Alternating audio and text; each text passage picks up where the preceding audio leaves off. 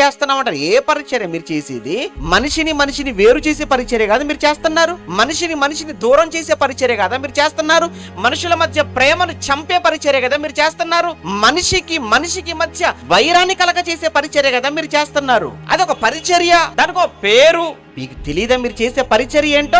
ఆ రోజు అపోస్తలులు చేసిన పరిచర్య. మీరు ఒకటే గుర్తుపెట్టుకోండి, మనం ఏ బోధలో మనం ఉండవలసిన వారమో తెలుసా? అపోస్తలుల బోధ మర్చిపోకూడదు. బాప్తిస్మం తీసుకున్న తర్వాత నువ్వు పరలోకానికి వెళ్ళడానికి నీకున్న 4 మెట్లోను ఒకవేళ నువ్వు అనుకుంటే అందులో మొదటిది ఏంటో తెలుసా? అపోస్తలుల బోధ యందును, సహవాసమందును, రొట్టె విరుచుట యందును, ప్రార్థన చేయుట యందును ఎడతెగక నువ్వు ఉండాలి. కంటిన్యూగా నువ్వు చేయవలసిన 4 కార్యక్రమాలు పరలోకానికి. అందులో మొట్టమొదటి అపోస్తల బోధ. ఆ అపోస్తల బోధ ఏంటి తెలుసా? సమాధాన పరిచర్య.